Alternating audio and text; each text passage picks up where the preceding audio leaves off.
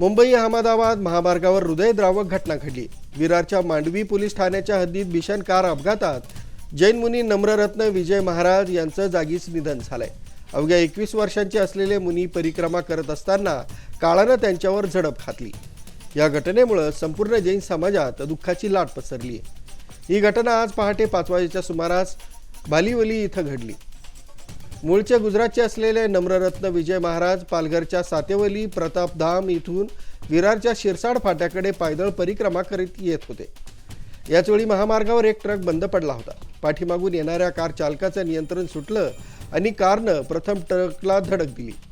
दुर्दैवानं यानंतर कारनं रस्त्यावरून चालणाऱ्या जैन मुनींना जोरदार धडक दिली। त्यातच त्यांचा जागीच मृत्यू झाला।